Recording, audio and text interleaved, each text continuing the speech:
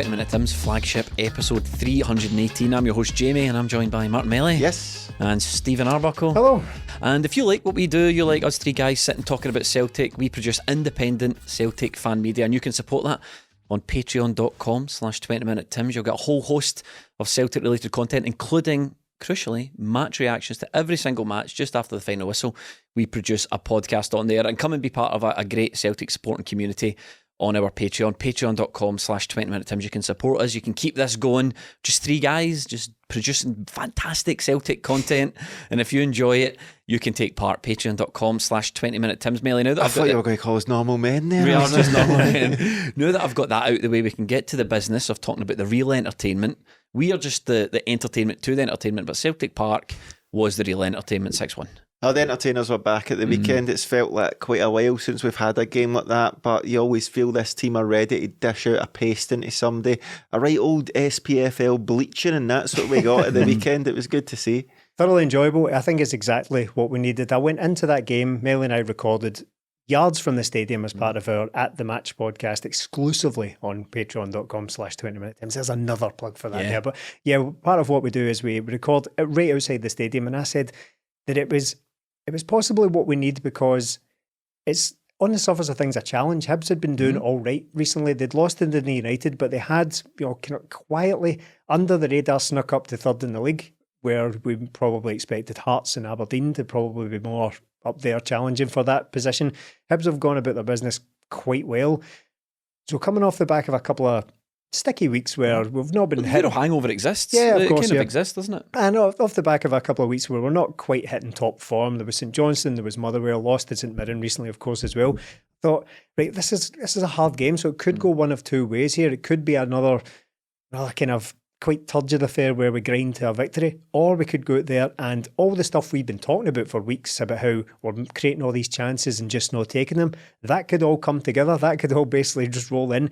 And if we chalk up the stuff in the Champions League we've been talking about for weeks, of course, if we chalk that up to just luck, to an extent, of course, because you make your own luck the harder you work and all that, but if we're just not quite getting the break of the ball, it all came together on Saturday there, and we absolutely blew Hibs away. And part of that performance as well did have scrappy goals, it had deflected goals, it had basically all our luck came home to roost, if that is indeed that famous phrase. your luck came home to roost. Melly, I think there's one man everyone's talking about after the game. I think you guys on the pre-match portion of the At The Match podcast, when his name was on the team sheet, you were hardly doing cartwheels, were you? Oh, no. James Forrest, the name's Forrest, name's Bond, James Forrest. Yes, that was the tweet. The old James Rodriguez one. But no, look, to be honest, I didn't see it coming. I kind of thought if James Forrest was going to be in at Celtic, it'd be a very bit part player. And look, these starts would be very rare for him. Turns out they have been rare, but to come in and go in and spank in a hat-trick was unbelievable from the guy. For a guy that's spanking is generous. A couple of deflections, but for all James Forrest does for Celtic, all the things I think about when I think of James Forrest are the bit where he asked the bird to go for Nando's at interview him, and that TikTok Celtic done his booty. I mean, come on, he's got 100 goals, and that's the things that spring to mind. But look, a hat-trick, he done really well for it. But the thing with James Forrest is, this can't be it. This can't be all we see of him all season, because last season he came in, scored against St Johnstone in the Cup semi-final, and that was it from him. That was his only contribution. Delighted to see him scoring.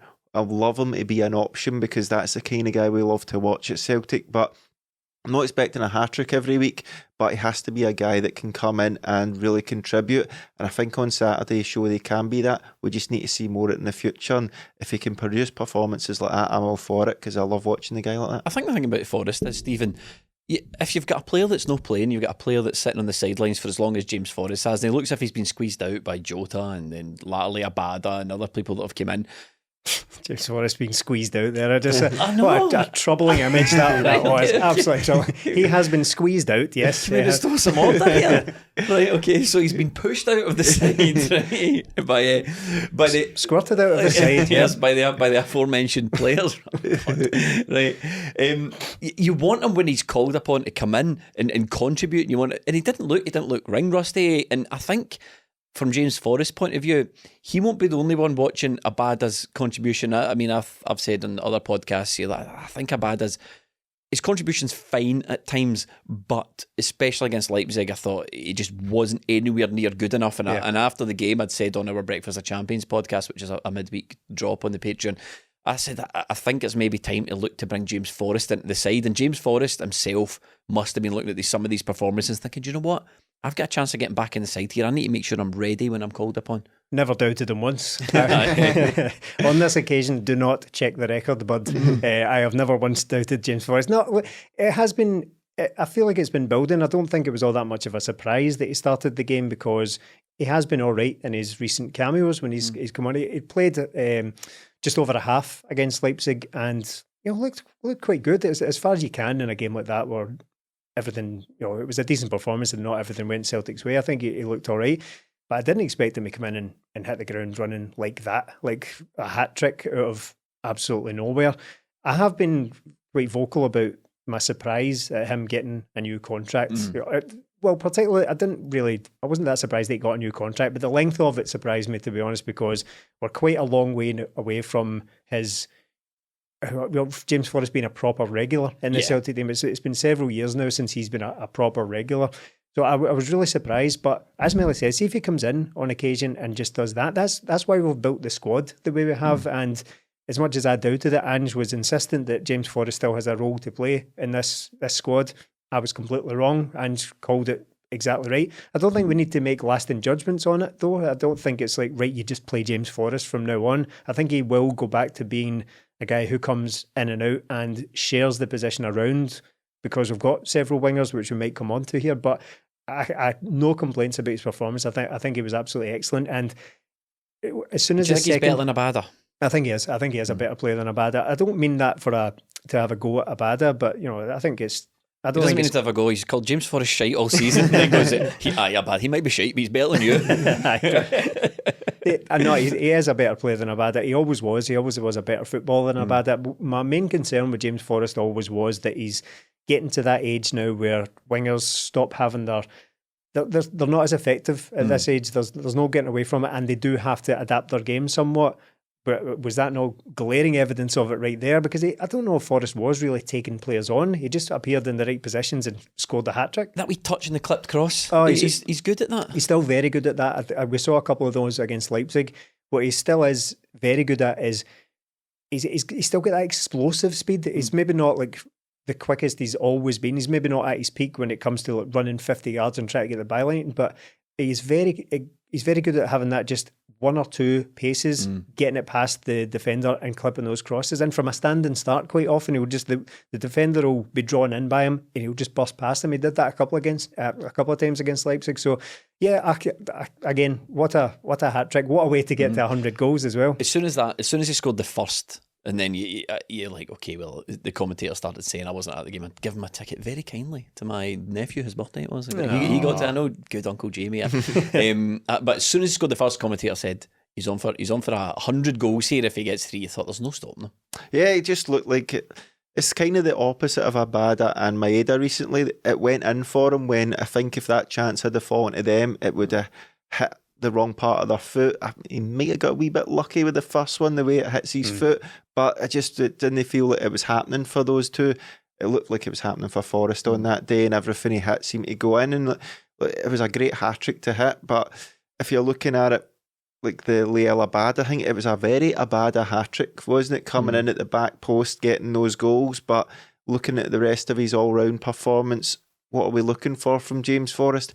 We're looking for him to take on players and create, but see if he's not doing that and he's scoring goals, that's fine. And Celtic seem to have this, with the wide players we've got, Jota and Haksabanovic look like the sort of creators in there, and then it looks like we've got Maeda, Abada and Forrest will be like kind of finishers that will get in there and take chances, but give them too much time on the ball to think about things. It maybe doesn't work out, as we've seen with Abada's chance later on, but if we can get that balance, I think Abada and Maeda starting together is never a good sign.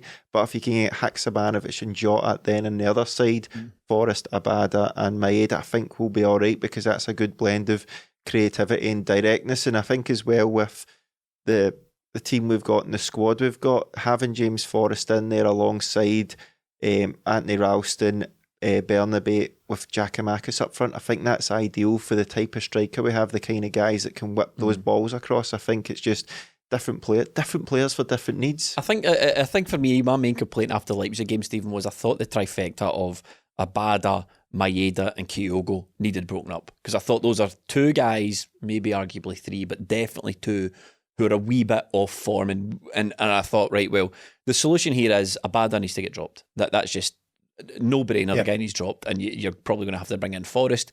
And then I looked at the sort of midfield three, and I saw he played Haksabanovic in the 10. I thought, well, he's very useful. I think he's a cracking player. We've spoken about him multiple times in this podcast. A bit of a slow burner, but he's a cracking player. Very useful across that whole front three. I thought, well, on the left, you could put him. So that means Maeda comes out of the side.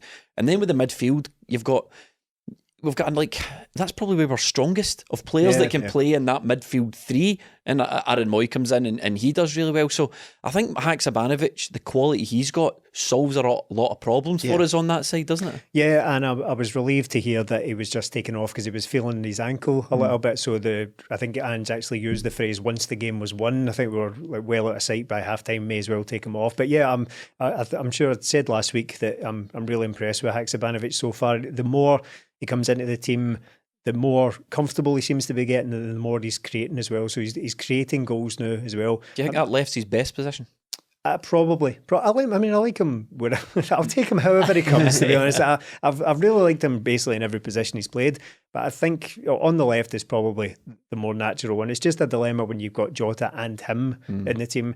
I don't worry about it too much because, if just do the old Lenny, mate, switch them over. Exactly. If Haksabanovic is as versatile as he has appeared so far, then it's not too much of a problem. But I probably would agree that the left is his best position. Just judging on the admittedly small sample size we've had so far, he looks really good out there. But I've no qualms about him playing in midfield, as we discussed last week. And the right side is a bit of a trouble position that Celtic have got. No such issues there because Forrest comes on, bangs in a hat-trick. But going forward, if Jota is the main guy on the left, which I'm sure most people would agree he is, Haksabanovic looks equally good for that position, possibly.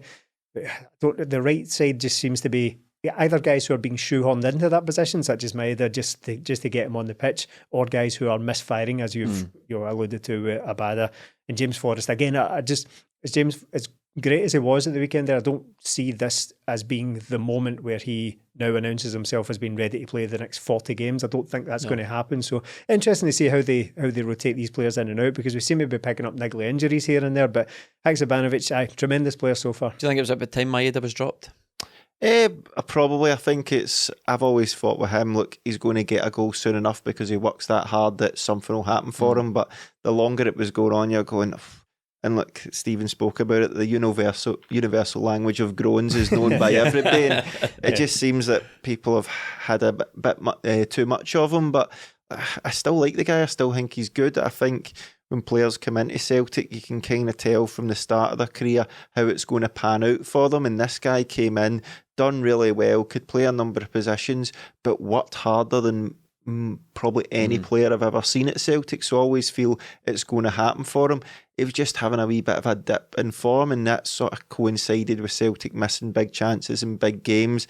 The pressure then builds, but when Celtic are winning 6-1 and you've got guys like Forrest and Haksabanovic playing, it takes a wee bit of the pressure off him, and then when he comes on, he can get a chance and get a goal. It was just a pity Abada didn't get one. So I think it was time for him to come out the team, but just with injuries and all that and the amount of games, it wasn't possible. Now that he's come back in, came on as a sub and got the goal, I think you'll just see a more like a calmer performance from him. He won't be that maybe uptight about chances and all that. It's that monkey's off his back now. Yeah, I think with Maeda, I think it's gone past the worries about his form. I think fans have basically, well, I can't speak for all fans. I'm just taking the temperature online about it. Yeah, I can.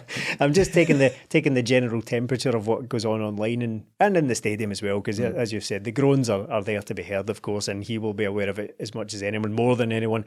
But I think mainly people seem to be concerned that he just doesn't have enough technical ability. He doesn't have the quality required to play. I've never seen him score a clean finish, I don't think. Well, that's it. That's my point. It's like, I don't think it's so much his form that he's in as the chances have stopped going in for him, because you look at the goals he scored last season, Jamie, as you've already said, they're all very scrappy, but that's not an indictment on him. That's a good thing, that if he's tidying up balls that are like going across the goal or heading in at the back post, which he quite often does. But the minute that stops falling for him and he starts like sclaffing at things, or he's getting a toe on things and it's going wide, or even the goal against Hibs, that's the kind of thing he's been missing recently as well. If that comes out of his game, all of a sudden people are watching. He's worked great, yes, not necessarily the most technically gifted of players, but all of a sudden you're 10 games into the season and you're like, guy's only scored one goal now. And I think a lot of people will be shouting at their phones and all that, listening to this, but they will be, I know what you say about the scrappy stuff, because he does have big scrappy do energy. Maeda does, right? But I think a lot of people are going, aye, but also he missed a header for about 3 yards out twice as well. You know, it's. But that's my point. It's like previously last season they were going in for him, and now they're not. And I think that's the only difference. I don't think it is that he's had a massive dip in form. Probably confidence now, but I don't think it's the fact that his technical ability has dropped off. I think he's always played at this level. It's just now that goals aren't going in for him and he's making bad decisions as a result. He's probably trying too hard now because he feels the pressure. Do you think Haksabanovic deserves a more frequent start than Maeda? I think so. I think he's just a better player, but I think it's just the fact that he's come in late and then there was a couple of couple of niggly injuries in there, but I think you've said it and I agree with it. I think he's going to end up being one of Celtic's most important players this season, just his versatility, but more so bloody good at football, so I love watching him play. He's just got that knack, we talked about it last week, of just getting past players, but also when you put him out wide, he just finds a space and he can deliver these balls coming in on his right foot. Like the ball for James Forrest, that's pretty undefendable, if that's a word for teams, especially teams in this bum league. So it's hard for... More on that later. Yeah. It's hard for teams to defend that, but like, he's laying it on a plate for the guy. Like, it's harder for Forrest to miss that chance. It's just a class bit of play from him, and I'm just interested to see him and Jota in the same team, if that can work out. But when you look at our options, I mean, him, Jota and Kyogo would look great together. Him, Jota and Giacomakis would look great together. So there's plenty of options in there. Even him, Forrest, Jota and him in number 10 with a striker up there as well. So his versatility and all-round good play just gives us so many more options. When at the time we signed him, we were maybe thinking, well, where's he going to fit in? Do we really need this guy? Now you're like, Ange's nailed it again. He's got a lovely touch, Haksabanovic as well. He's got a lovely first touch, which you might think... Oh, you seen that in the game? That one came over his head. It was brilliant. You might think, well, that's obvious. You know, that's the bare minimum you should have as a professional footballer, as a first touch, but not always. I don't think in this league, mate. No, exactly. There was a game very recently where I think we had Abada, Giacomakis and Maeda all up front, and the longer the game went on, I think, none of these guys have got a first touch here. I mean, they're not terrible. You're but not saying anything Arsene Wenger hasn't said. No, Arsene Wenger used to regularly go on about how the bare minimum requirement for him as a player, and he's turned down many a player. He used to say if a player doesn't have the first touch he needs by the age they're 14, he just discards them right away. If you don't have this first touch by the age of 14, you're never going to have it. Me and Arsene, similar. Like that. Just like that when it comes to your football opinions. I was quite happy to see so many changes in the game, because one of my concerns was, whilst I sat here and I vehemently defended Ange's approach to these European games, because I know we're trying to build something and I know he's trying to do something, doesn't necessarily mean you have to be wedded to a team selection. And the current picking of players who were clearly out of form is starting to stress me out a wee bit. So I was quite glad to see these changes, but I'm just wondering now how many of them are going to stay and how many were just a symptom of such a difficult game midweek. Yeah. I think, see, the thing with it is, like Celtic, well, they've not been playing well. You spoke about the Euro hangover, and I definitely think it's a thing. It must be so difficult. It's hard for us to watch, to be honest, like going from the SPFL to going into European games and just seeing this sheer gap in quality and how, like, the crowd, you're having to make every single concentrated effort in a 90-minute game, and sometimes it's not enough, and then you go down to the league and you go, you know what, I can get away with some things here. So the players are learning while they're going here that if we can concentrate for a full 90 minutes, it will benefit in the long run. That's why Ange always talks about being so uncomfortable. And but the European games have been uncomfortable. But we get back to these games, it shows what we can do, because Celtic just looks sharper than everybody. We look like they're there first. We're making chances quicker. Like, the ball from Haksabanovic in. Like in Europe, that'll be difficult for Celtic to defend, but long term we'll be better at defending because we've had to go through it. Teams in Scotland, most of the teams in Scotland haven't had to go through that, and Celtic can just rip teams apart the way we are ripped apart in Europe. And when we're on form like that the other day, like you mentioned the changes, but they were all pretty necessary and they all brought something to the game. The two fullbacks, Aaron Mooy and James Forrest and Giacomakis all came in and all were the best players in the park. The reason I think Ange's making these changes is because he probably has a lot of confidence in the players that are sitting there. And Bernabei was a player who we spent a lot of money on, $4.5 million. He was touted, highly regarded. And I think it's taken him a wee while to settle, but he's coming on to a game, and I think that was definitely his best game in a Celtic shirt. Oh yeah, definitely. It's not so long ago we were sitting here after the St Mirren game and talking about how they made too many changes and it was a total disaster. Now, obviously, it's not always just the making of changes that disrupts you. It's kind of the nature of the changes that you maybe can't understand at the time. But it's just clear that was just a blip. We just had a bad one against St Mirren, and the squad does still look strong, as is evidence there. Made several changes and went out and beat Hibs 6-1. But at Bernabei, it looks great. It really does. He's really impressive so far. Nice and aggressive, nice and direct, which is exactly what we like to see in our fullbacks. I know the role has changed very much since the days of Frimpong and Kieran Tierney and etc., who are just expected to bomb on all the time. We don't necessarily play exactly like that anymore, but it's nice to have one who's capable of it, because it really puts defenders on the back foot and really it causes an awful lot of problems if you get a guy like that who is just aggressively going forward at all times, very, very positive, just stabbing balls through to his winger. The left side was very, very strong in that Hibs game. So some of his crossing as well. Oh, of course, yeah. I think he set up one of the Giacomakis. Yeah, I think. Oh, yeah, of course, Giacomakis' goal. Yeah, so that follows directly on from setting up Giacomakis' winner against St Johnstone just last week as well. So he's been very, very effective so far. I'd said last week about how he's a wee bit rough around the edges, but he looked totally fine, absolutely fine in that game. I think we can expect a little bit of fluctuation in his overall quality because he's such a young player and adapting to new surroundings and all that. But what a performance that was! It's such a difference to Greg Taylor. Yeah, but both very effective because a lot of Celtic's attacks, I think mainly if Celtic are attacking down a wing, it's mainly the left one because Greg Taylor's so comfortable on the ball, he rarely loses it and can play those passes in to get guys like Jota on the ball. But when you bring in Haksabanovic and Bernabei, it's similar but very different because he's dragging another player because he's making the forward run. It opens up more space for Haksabanovic in there as well, and like some of his running's great. It's very effective runs where he's going through the middle and then he's so fast he can get on the outside as well.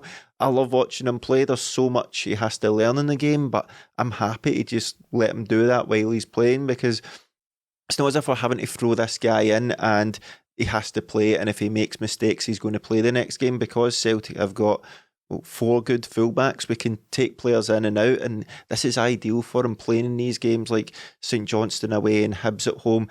He's going to be learning on the job, but he can get away with certain things in these games as well. But just watching him go and seeing that player who's so direct, so aggressive, just getting beyond players is brilliant to watch, and to be a complete contrast to Greg Taylor, but just as effective as for me. He's absolutely tiny as well. He was playing quite close to us. We sit on the halfway line, obviously, and I looked at him, he was absolutely tiny, and what he's going to have to get used to. And what I quite like about him as well, he's very... I don't know if you could necessarily say good in the air because he's quite diminutive, but he's quite positive and proactive in there. He will go up for balls, he will get up early and he will challenge, he will lean into players, but he'll need to speak to Greg Taylor about that, who has had 3 years of just getting balls shelled on top of him as well, so we better get used to that. That will be the tactic against Bernabei very soon. It's good because remember at the end of the season us and a lot of people were talking about maybe we need a bit more height in the team, and Ange just doubled down on it and brought in him and Mooy and Haksabanovic. To be fair, Ange mentioned that as well. Did he not say something along the lines of I was struggling to get on the ride. Most of the team would struggle going on a ride in Disneyland. I think that was an Abelgard coming in on it. Yeah, that was. We've still not seen much of Abelgard, have we? Nah, he's come in and just been okay. Nothing really to write home about him so far. I know, to me it's been a bit of a strange one because I thought we're going to see him because we know what he brings, and just spoken about the strengths, and obviously it's a player that we wanted to sign. We didn't just pick him up for no reason, but it's actually been Aaron Mooy that's had more minutes out of the midfield guys that we signed in the summer? Yeah, I think with Abelgard, it's always going to be difficult coming in so late in the window, and then you come in and then we've got a Champions League game a couple of weeks later. So I think it will be post World Cup into January before we see the best of him, like we did a few of the guys coming in later last season. But with Aaron Mooy, like, taking out the St Mirren game, he's not really put a foot wrong. He's always looked good, and we speculated, we thought he might play in the number 6 role before the game, but we stuck with Matt O'Reilly there, and every time you just see the guy, like, you're a class at football. He could play anywhere in midfield. But Aaron Mooy playing in number 8, you're maybe thinking, has he got the legs to get about? But no is the answer to that. Yes, the answer is a resounding no. Well, I mean, he has legs. Yeah, I thought he got about well. Just he is painfully slow, but I don't think it really. He still presses and he still finds all these gaps and all that, and just he's passing as well when he can find it, because we thought he'll be playing in number 6, he can keep the ball, keep it ticking over and start off attacks. But when you see him a bit further forward like we did at the weekend, he can just turn on the ball and play these first time balls through. The one to Forrest where he scored, and then he set up Maeda as well, and these are just passes that he's picking up in that sort of half space in between the centre and the width, the wide areas, and he's picking the balls up there and he's clipping these balls over. He can clip it over to the wingers as well. I thought he was great. He is slow, but I think he presses well. I think he was really putting in the effort to get about the other day, but that pace will hold him back a wee bit, but I don't think it does in Scotland. He's fine in there, but his passing makes up for it. Some of the balls he can put over sublime. His best performance for Celtic so far, I think it was excellent. The bald Zidane, as I've christened him. He's such a lovely player to watch. There's no getting away from it. As much as I joke about how slow he is, and there's no getting away from it, he is a very, very slow footballer. It's so apparent on the pitch when you see... Especially on the turn. Stuff like on the turn, but he's kind of... When he gets the ball and he turns, he already kind of knows where he's going to pass it anyway. So he never loses the ball that way. He doesn't need to turn and then look up. He's like, I'm just going to turn here and then play it out, you know? It's all up there, for the benefit of audio listeners, tapping my temple there. The first 10 yards are up there. He's a very, very nice player to watch because of his technical ability and the ability to just pick a pass, just a lovely range of passing, set up a couple of goals as well. Maybe should have taken one on himself as well. I think he could have shot. There was one against, I think it was at Leipzig, he probably should have shot as well. So I'm not really expecting that. He's never traditionally been much of a goal scorer, but he's such a good, just a general all-round midfielder. It's a stroke of genius for Ange, I think, bringing him in. I think it's a stroke. He is the player, right, that Tom Rogic is going to grow into. Right. So it's like, you know what I mean? It's like, I don't know what's the age difference between them, 4 years or something, maybe a wee bit more. Maybe less. He is the player that Tom Rogic was eventually going to become. Obviously, Tom Rogic had other expectations. He wanted to go play his football in West Brom. The dream. And then we just sort of replaced him with another Tom Rogic, maybe a few more miles on the clock.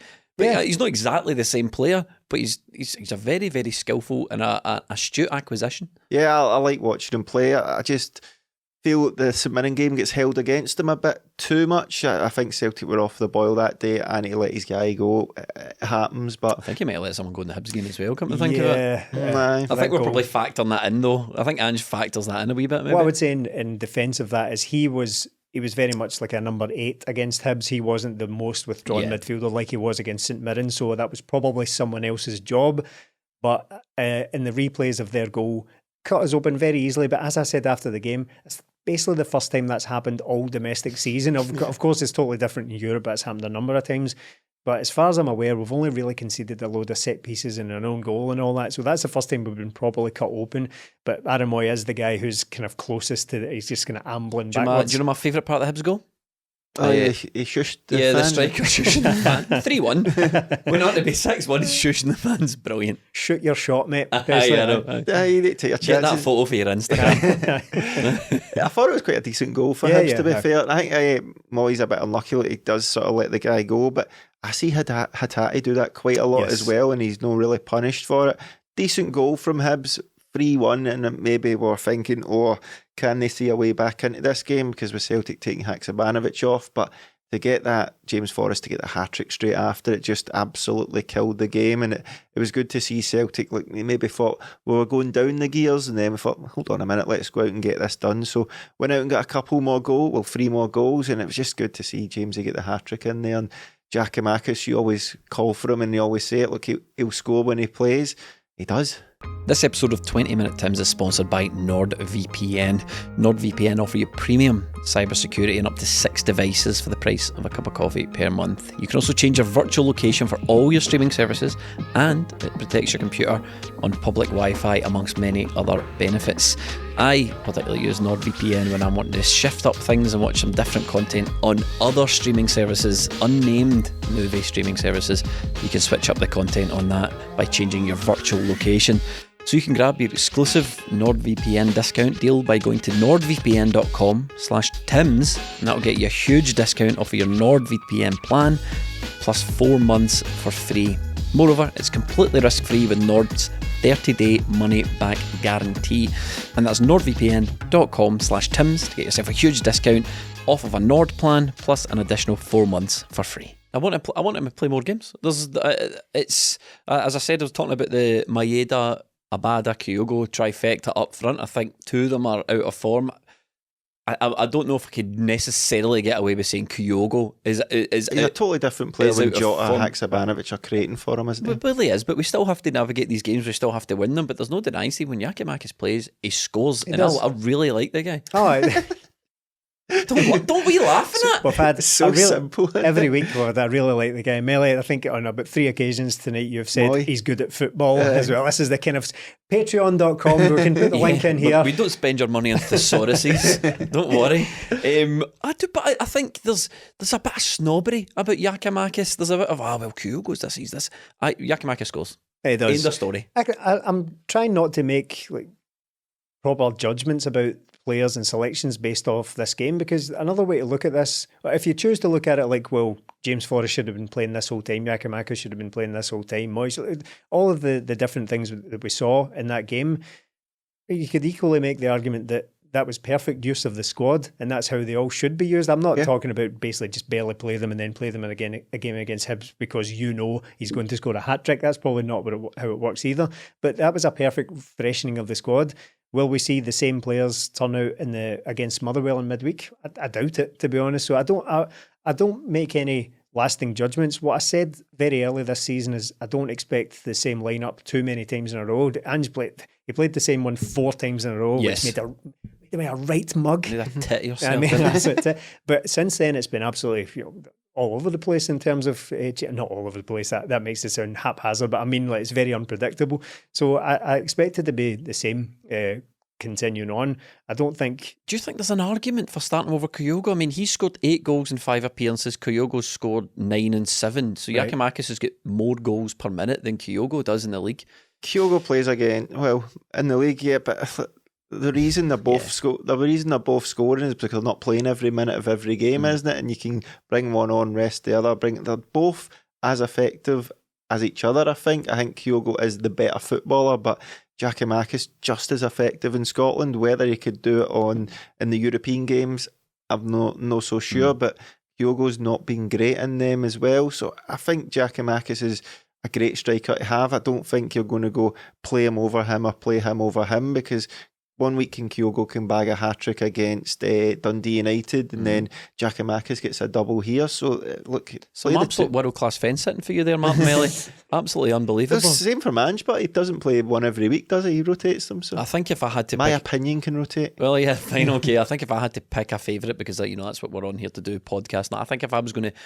If someone gun to my head and went, you must win this game, right? And the rest of the lineup is all of the best players, and someone, you must win this game, right? Or your life depends on it, or you can never podcast again, right? And I would pick Giacomakis. I'd Kyogo. Just as long as it's known Paisley, then. Yeah. I suppose. Yeah. Well, that wasn't all the best players. No, right, okay. Yeah, that was our heavily rotated side. I mean, everyone else, Jota in the side and James Forrest in the side, all the best players, I would hang my hat on Giacomakis to get the goals. This is going to be a different type of fence sitting, but what I would say about this debate is I don't care that much. I have a huge amount of confidence in both guys. I'm not really that bothered, and I'm struggling to drum up strong feelings about. So a gun to your head, you're going to say I don't care. Aye, because basically, because I'm tough like that. God, do it, dare you? Russian with it. Aye, but I didn't realise a gun had been introduced to this conversation. Yeah, but it was already pointed at Jamie's head. Has the guy just turned and pointed it at my head now? Yeah. Because he shot me for making that idiotic opinion, and he's went, "You want some of this? Do you want some of this nonsense?" I'll probably just ask him to pick for me. Okay, let us know in the comments if you would start Kyogo or Giacomakis. That's where the real fights need to happen, not in the podcast studio. I thought there was going to be some real fights happening, and I'm really, really worried about the guy, because see, when Ryan Porteous hit the deck at the end of that game, I'm so glad the ref blew for it, because I was worried. Oh, what was it? The ref, just so you, jokes aside, and I can introduce this point properly, the ref was absolutely abysmal. Dreadful, and this is the first week before VAR, so you kind of get the refs got in a wee huddle, and they were told, get all the bullshit out the way this week, because there will be almost no hiding place for us once VAR's introduced. That's debatable in itself, but the referee's performance was terrible. And we went online to talk about this. We made a point. All we did was we just picked a bad decision by the referee, a point where Bernabei's running through, he kicks the ball past two Hibs players, Ryan Porteous throws himself to the ground under no pressure. Bernabei then moves past him, cuts the ball back, and at the moment he cuts the ball back, the ref goes, actually, I think he'll give a free kick for that. And we were having journalists come to us and say, you won 6-1. I don't know what the threshold for winning is, but I know when you lose games, you're not allowed to bring it up then. Or if you scrape by, you're not allowed to bring it up at that point. With people say they thought it was a paranoid conspiracy against Celtic. We had people come to us and say, oh, come on, the ref gave it out of sympathy. Not how football works. At what point does the sympathy kick in? If they were 8 goals down, would they just start chopping goals off? It'd be interesting if they introduced that, though. We all get one card to play. We all get a sympathy card before the game, and you can only play it once, right? So just be careful how you use it, and that was Hibs' one. They get this.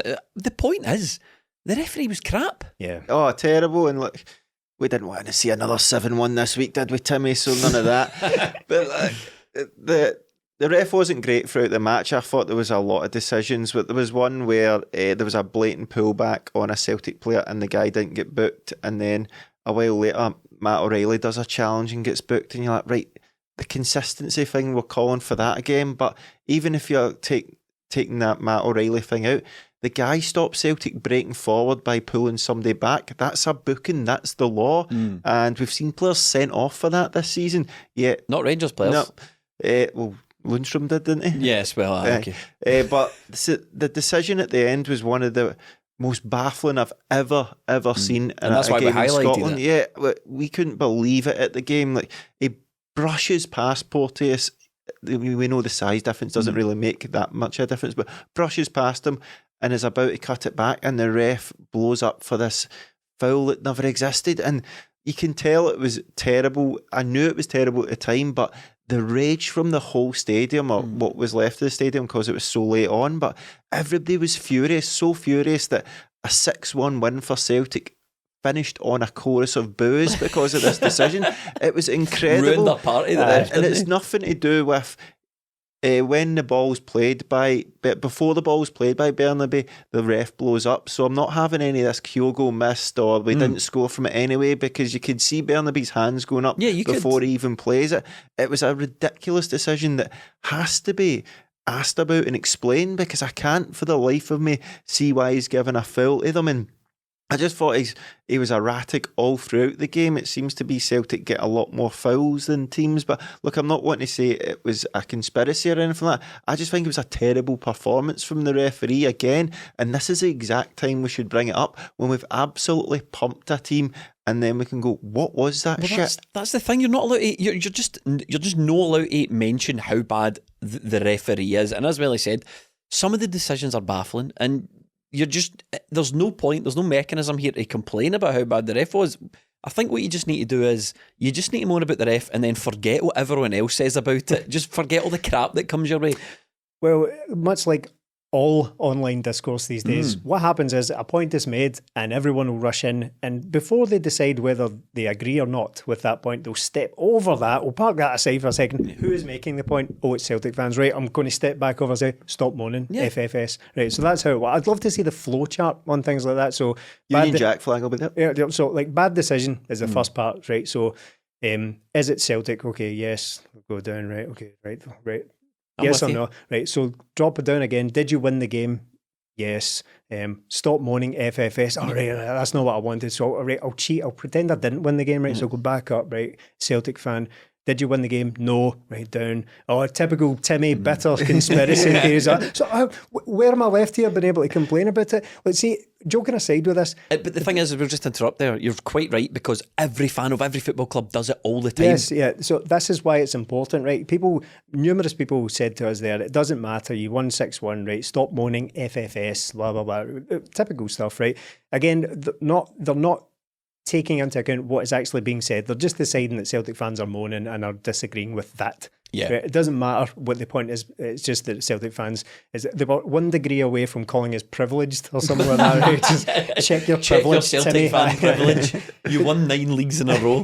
The reason it's important is because that decision was inexplicable. It wasn't just a bad decision. It wasn't just that we got a potential goal chopped off. I know it wasn't a goal, but by the time the whistle had gone, Kyogo wasn't interested in actually scoring it, so we'll never know whether it would have led to a goal or not. The reason it is important is because these are the same people who are going to officiate all of your games as well. So see if it's Motherwell or Kilmarnock or whoever it is in our mentions saying, no, stop moaning and all that. It's the same people that are going to be officiating your games. So see if it happens and these things even themselves out over the course of a season. See if you get a decision that cannot be explained. I'm not talking about a bad decision. I'm not talking about a mistake. It cannot be explained what that decision was. See if it leads to Celtic getting a penalty and winning 2-1. Don't dare come to us and complain about it. Don't dare, because you told us that we are not allowed to moan about it, whether we win or lose. Because we're Celtic fans, we can't complain about this because we're a successful team.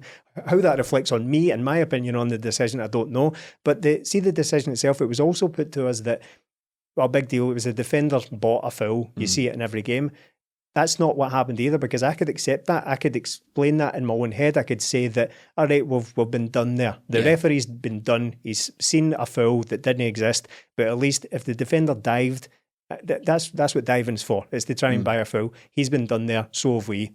That's a pain in the arse, right? But that's not what happened. Porteous ran over. He tried to go shoulder to shoulder with Bernabei.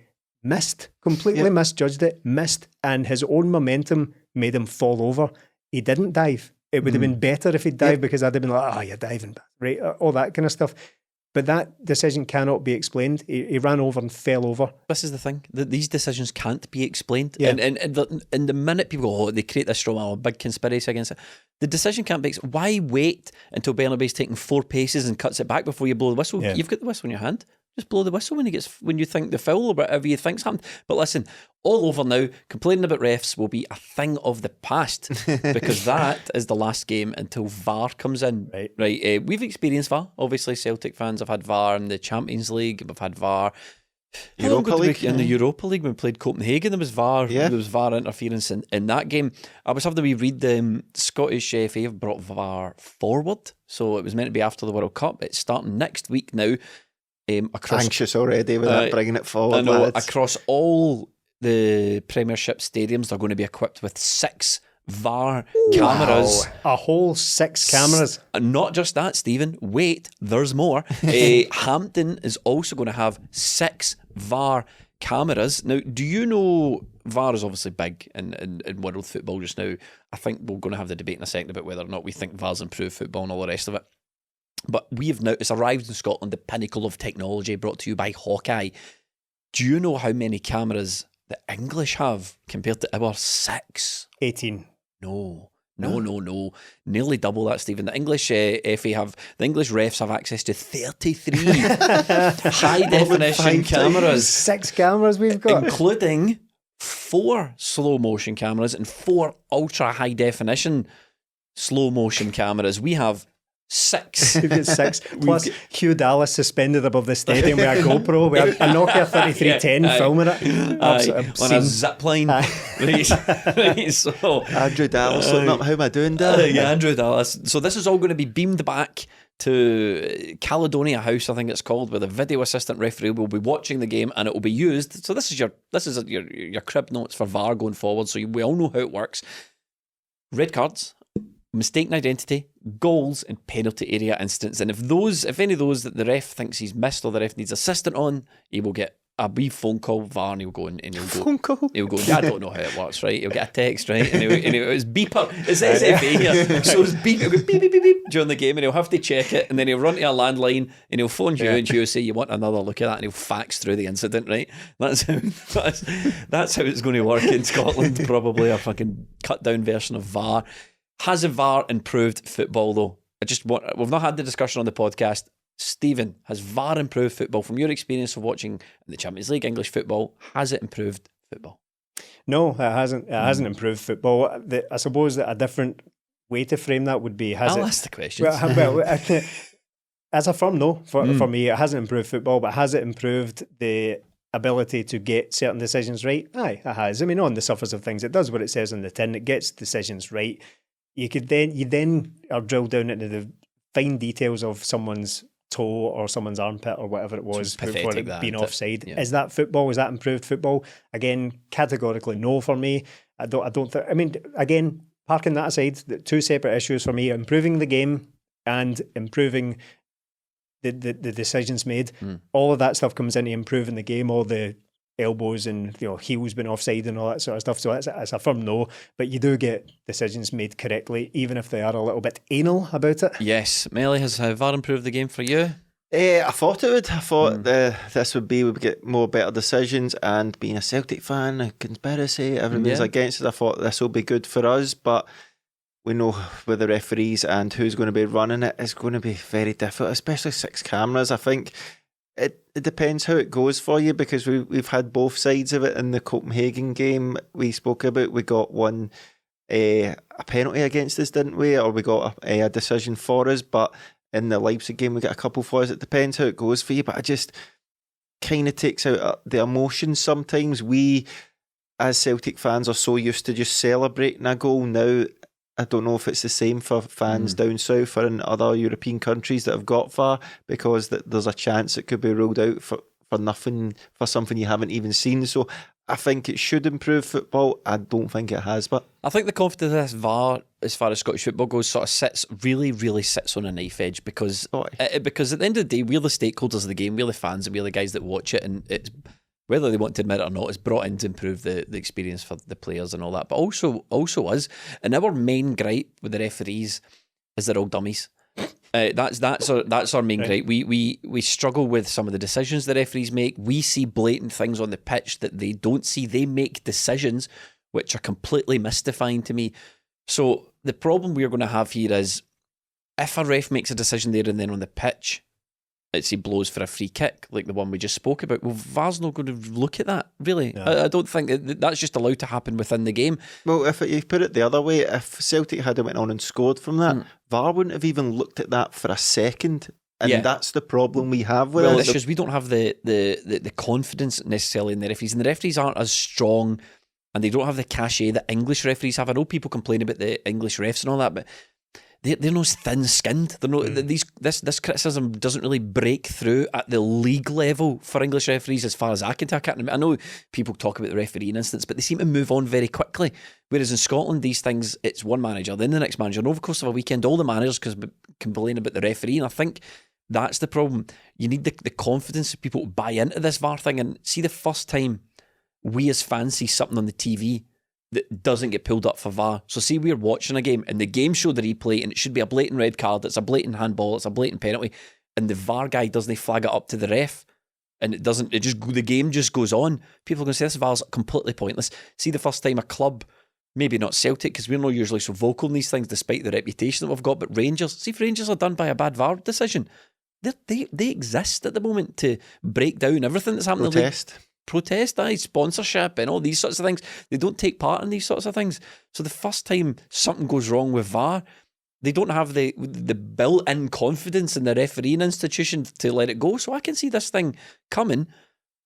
First mistake within a couple of months, and immediately in the summer we're having a conversation about whether or not it's having. And when that conversation starts, people are going to go, well, we're not doing it right anyway because we've got 6 cameras versus 33. If we're going to do it, we should do it right. We don't have the money. And I can see VAR coming to Scottish football and lasting 18 months or 2 seasons, and then a big fight happens about it. And that's why they need to get it right.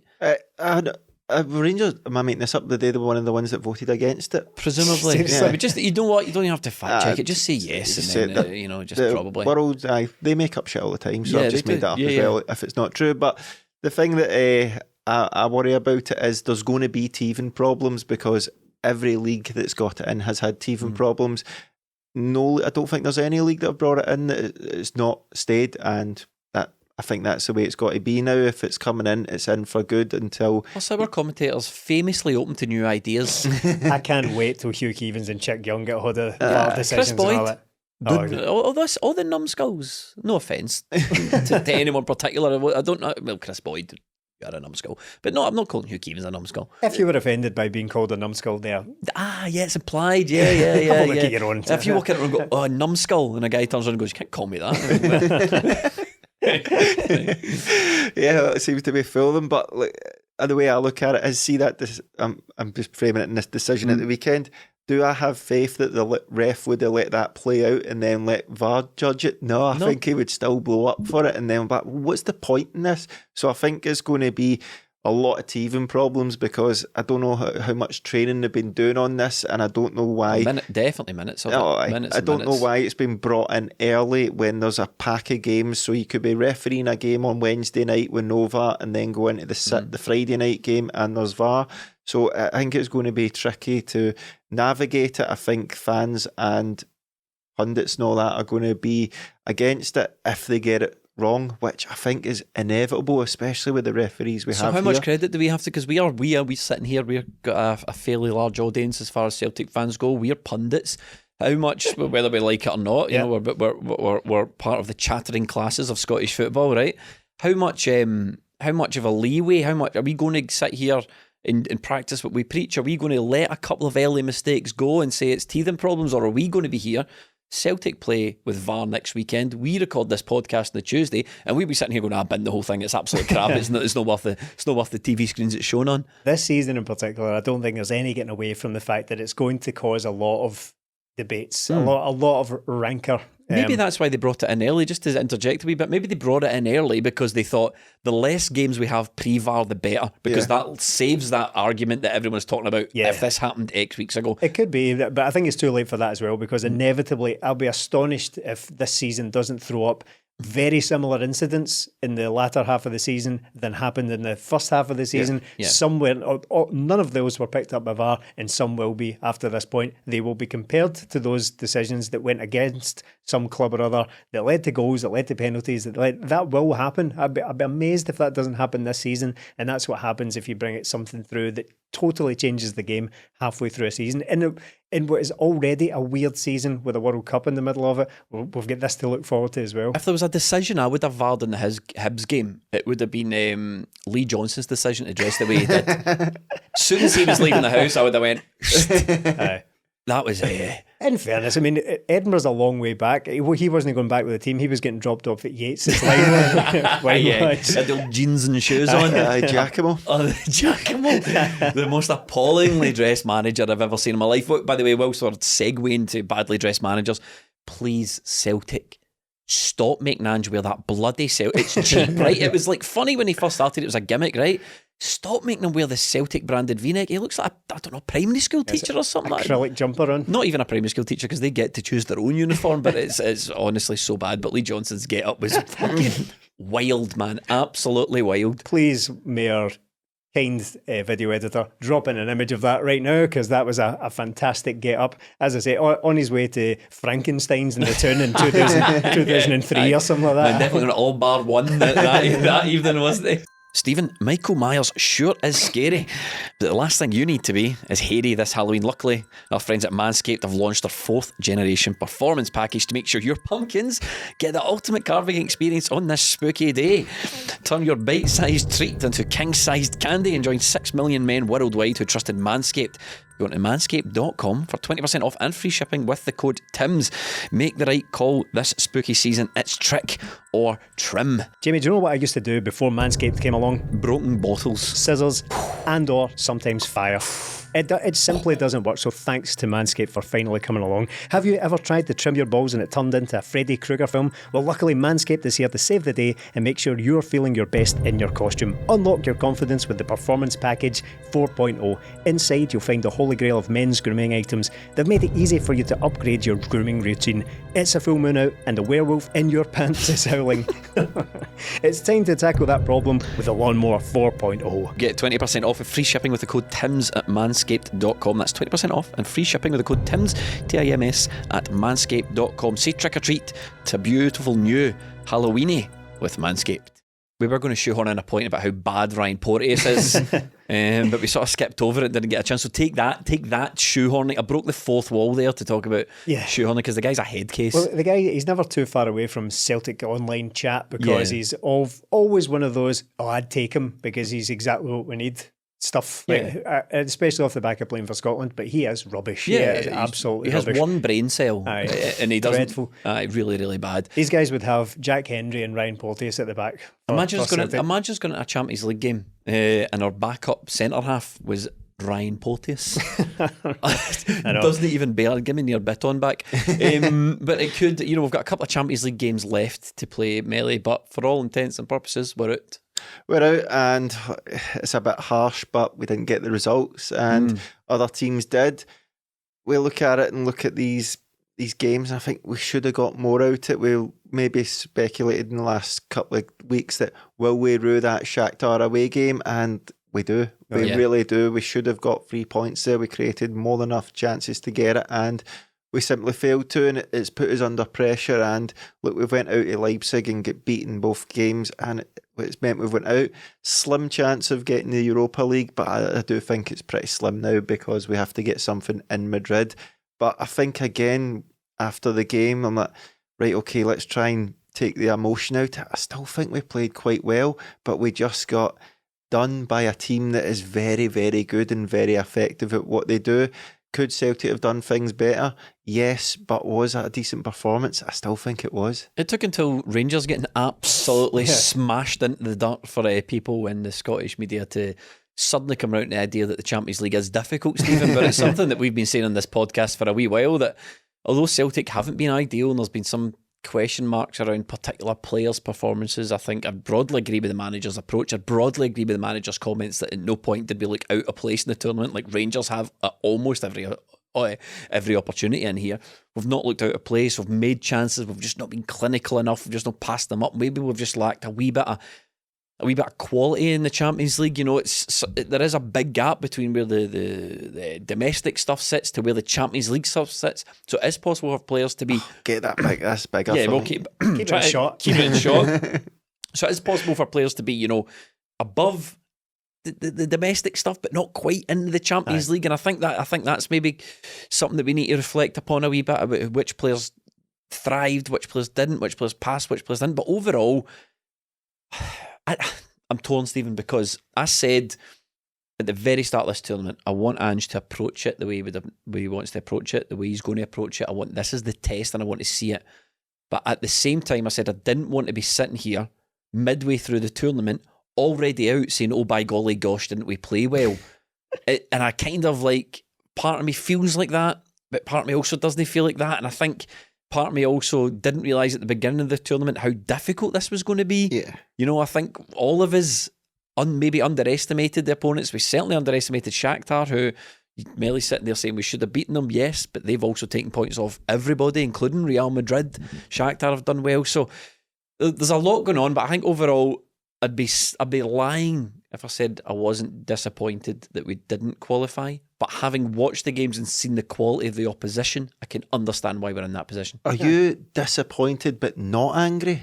I'm disappointed. I'm disappointed more with myself for underestimating the competition that we were in.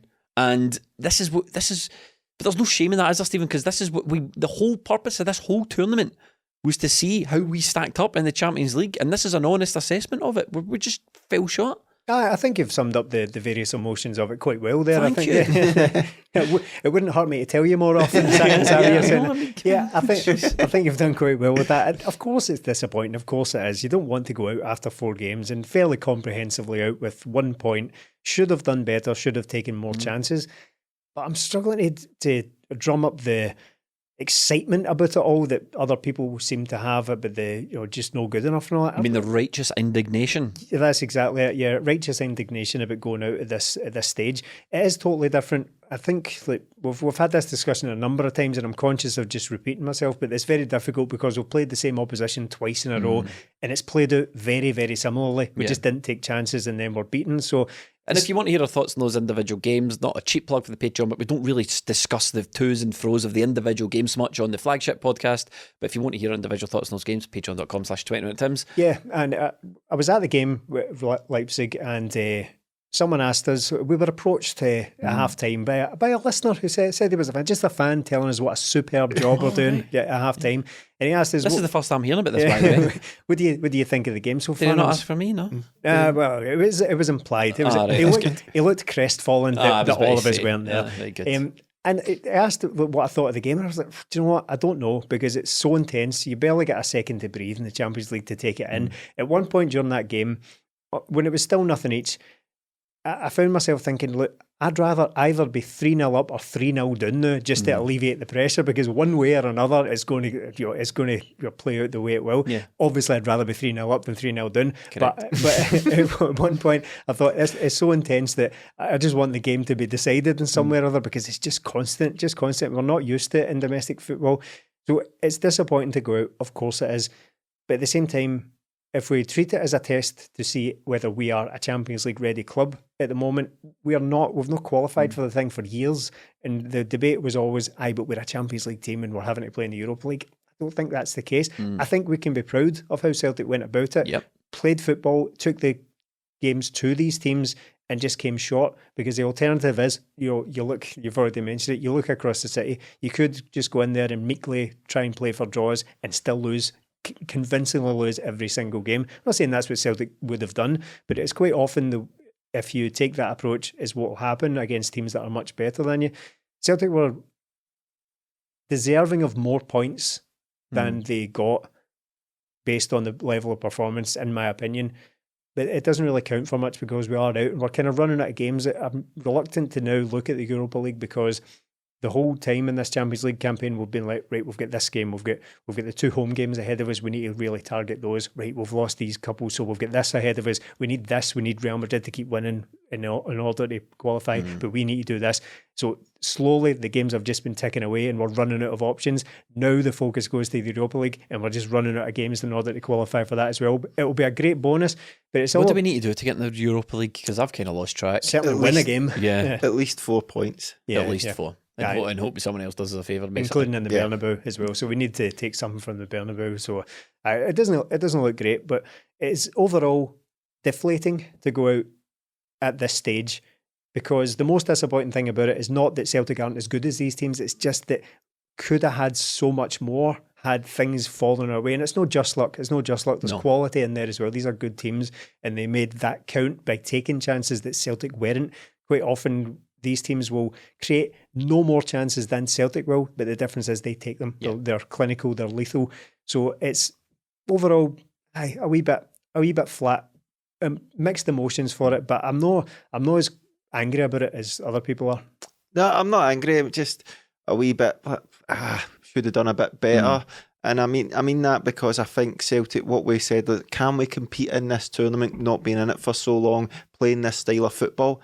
And I think we have. I think we really have competed, but we just haven't got the breaks that we'd maybe hope to get. And it maybe show my age. I don't know if it still works like this, but no, that way you go into 5th year and you do like higher and you just miss out on passing. Yeah. And then you go, right, see, next year I really think I can do it, because I think Celtic next year will gain so much from this and can go forward and maybe get those breaks that they weren't getting this year. Because we've seen in the Hibs game, like Celtic didn't do anything different, but it seemed to be things fell for us and we scored 6 goals.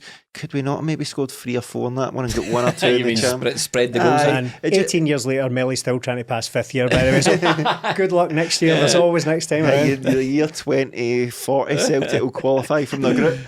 I think it's just one of those ones that we were playing in the big boy league and we were learning on how to grow up as we were doing it. So it was very difficult, and I don't think there's anything I can pinpoint to Celtic performances and go, we should have done this apart from score goals, because we created the chances.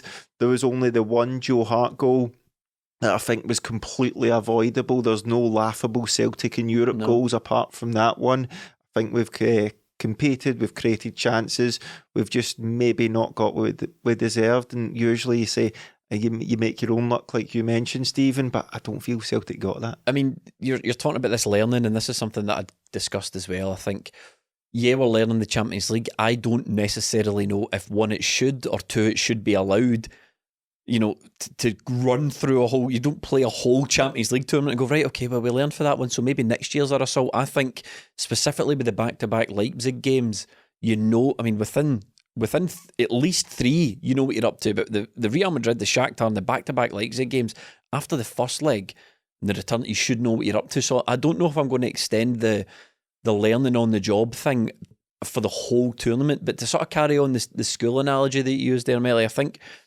some of the players have got pass marks, and some of the players have got caught smoking behind the bins. Caught smoking. They've got resets, or they've out and out failed. And I think some of the big hitters, some have dogged it. Basically, I think a problem is a lot of the big hitters, they've not got pass marks. And I think sometimes particularly when we're doing the podcast, you don't want to upset people by being too bold in your opinion, but sometimes things are black and white. And if I think I look at the big hitters that we wanted to excel in the Champions League, Jota, fail. I mean, he scored a goal, maybe fail, maybe reset. Matt O'Reilly's passed though. Kyogo, fail. Abada, fail. Maeda, fail. But there's been players like Greg Taylor who's passed. Carter Vickers passed, top of the class, flying colours. Greg Taylor, Matt O'Reilly, Callum McGregor, all these guys have passed. There's guys that have not really shown up for it, like Juranovic and all that. But I think a lot of our big hitters have failed this tournament. Yeah, well, what you're saying about learning on the job, it's not as if you play the game and then go, right, see everything I just learned in that game, I'll bring it on. What it is you learn over these games, right, this is a level I have to get to, so now I need to go out and work to get to that level. I don't think you can do it week to week and go, right, he did that sort of movement, I'll do that now and that's me. But I think, it's the forward-thinking players that are maybe the ones that aren't getting the pass marks, and that's because you're up against better defenders, sharper defenders, you're up against better goalkeepers than that. And look, I'm not saying, I know there's mitigating circumstances, to quote Neil Lennon. I know that exists, but what I'm saying is they've only got one choice, pass or fail, and some of them have failed at this level. Carter Vickers, for example, he's up against much better strikers than he is, much better attackers than he is. Matt O'Reilly's getting much less time on the ball. Every individual player has got brand new, more difficult challenges. Some of them rose it, some of them didn't. Yeah, but Celtic, Cameron Carter Vickers did well, but Celtic are still conceding basically 2 goals a game in every game, aren't they? So where do you draw the line there? The forwards have found it difficult to finish their chances, but where do we go from there? Are Celtic going to go out and get a better player than Jota or Kyogo? I just don't think it exists for Celtic. So what do we try and do? We try and improve on the players we've got. Do you think we can get a better player than I don't want to get dragged too into the weeds because it's such a sort of speculative term. Can you get a better player than Kyogo? But we have this conversation fairly regularly on the podcast, and quite often we do come up with better players than the ones we had. We will struggle to replace. Has been a conversation we've had on this podcast. But if you wind the clock back, if we had Dembele whilst he was at Celtic and you transplanted him into Ange's team, would he have scored some of the chances that Kyogo missed? Would he have been better? Probably. I think probably. Edward, probably. It's quite a difficult thing to sort of quantify, Stephen. But I think you can't just. I think it's you can't just say we're never going to get a better player than Kyogo. You can't really say that. But then again, like you mentioned Dembele, yes, he did get goals in the Champions League, fair enough. I think he's the best striker we've seen since Larsson up till now. So if we had him, yes. But if if Real Madrid had Ronaldo at his peak, they'd have pumped us 5-0. So how do you're stuck with the team you've got? And look, guys like Edward, if you bring him up, right, fine, but didn't they get Celtic into the Champions League? No, I'm just saying that the notion that this is the best it's ever going to be is one that I don't necessarily agree with, and I think sometimes Celtic can surprise you by plucking good players out that that might do a job for them. I don't really know where we're going with this conversation. That's what I mean. It's difficult to quantify. Because we all sat here 3-4 weeks ago and said Kyogo was beyond doubt the best we've had since Larson, and now because he's not done it in the Champions League, we're saying, well, could we get a better player than him? But you don't know how he's going to play in the Champions League until he plays in the Champions League. So then how do we know the next guy is going to be good in the Champions League? That's my point. I don't know if we can say we can just go and get a better player than Kyogo. A guy we all agreed was, at least if we ease off that a wee bit, at least in the conversation for the best players that we've had. He's definitely in the conversation for sure, yeah. So how do we go out and get a better player than that? I don't know. On the learning on the job thing, I think a lot of people take the view that it's going to be like a 3-4 year project getting into or qualifying for the Champions League. Again, not how it works, because if we talk about if our main players are Kyogo and Jota and Carter Vickers and all that, then they're not going to be here in 3 or 4 years. No. There's not a chance. There's a very strong chance that we'll sell one of those in the summer coming, depending on what happens, depending on offers, of course. I'm not trying to chase the guys out the door, but there's a very strong chance Jota will be gone in the next year, 18 months. So that's not how it works. We can't keep a team together for the hope of 3 or 4 years worth of Champions League. What we hope as a club is to be able to consistently qualify for it. Then we can look into bettering the infrastructure at the club, because that's a difference between these clubs as well. Red Bull have got everything in place to make them a successful Champions League club. With that comes enormous investment, of course, right? But Celtic can do something along those lines. They can better the club as a result of continuous or consistent Champions League qualification. We should have had it all along. We should have done better in that regard, of course. But the idea that we're going to keep a team and manager together for 3 or 4 years in the Champions League is simply not going to happen. I'm not being pessimistic about that. It just won't happen. It's not how it works for a club like us, and very few clubs can. But how many, and across the Champions League, how many teams could you necessarily point at and say they've had the same manager and same core players for 3-4 years in a row? Anymore. The absolute top, Real Madrid have had the same team for years. The semi-finals, Bayern maybe the last team to kind of do it. Yeah, I mean, I'm being mostly rhetorical. There will be teams that have kept a spine of players this whole time, but it's not going to. We are a pot 4 team. Yeah. I don't like saying that because it kind of makes us, kind of diminishes us in some way, but in many ways it sort of it emphasises the achievement and taking the game to these teams. I know we've not necessarily got the points that deserved, but we are a pot 4 team. We're not going to keep the players together to mount a serious challenge at the Champions League anytime soon. So what we need to do is sort of develop on it as a club and not look at it. But see when Hatate's had 3 or 4 years at the Champions League, just taking him off the top of my head. Yeah. That's not how it's going to work for us at all. It's a weird thing to say that you're sort of, well, I'm saying this, I'm not saying you're saying it, but you might agree, but it's a weird thing to say you're proud of the manager's approach, but you're disappointed with the outcome. But that's kind of how I feel about it. Yeah. I think we've done exactly the right thing. I think some of the games didn't go our way. Obviously there's still games to play, but who knows how they're going to end up with the Champions League. Play the kids. Yeah, play the kids, but we've got to go to the Bernabeu. These I mean, we wanted that. Who do you want before the game? We want to go to Real Madrid and Bernabeu. So who knows how the next couple of games are going to pan out, but I think it's fair to say that we're proud. We understand what the manager's trying to do. We're proud of what we're trying to achieve. Maybe a bit more quality in key areas would have seen us progress. And when I say a bit more quality, that can be the existing players stepping up their game a wee bit, or it can be maybe next season, because I think this will definitely feed into where Ange wants to take the club, not just behind the scenes, but recruitment next year. The conversations have already started. Look, if you want to prove, if you want to make an assault in the Champions League, I'm going to need maybe another striker, for talking's sake. I'm going to need maybe another right winger, and this is what I need you to go out and get me. And I saw a story the other day to see Celtic are bringing in a new scout to help with this. So I think that's been poo-pooed already. Oh, has it been poo-pooed already? So well, it's not like some Celtic websites to make up absolute nonsense. So I think this will feed into everywhere we want to take the club, and it's going to be a learning curve, not just for the players but for the staff, the management behind the scenes. This is going to teach Celtic where they need to be. Yeah, and I think now Celtic are in a good position because we've seen last season the amount of bodies we had to bring in, and even this season, if I'm looking at the Celtic squad right now coming into January, I can maybe only pick one position I'd want to strengthen. If we can get to next summer and just go, right, we need 2 free max players in. And I think that's where Ange will go, give me these 2 big hitters and then we can see the progress. I think that's where we'll make progress.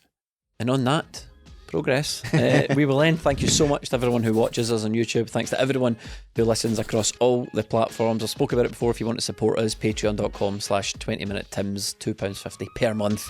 That's where that starts at. Thank you.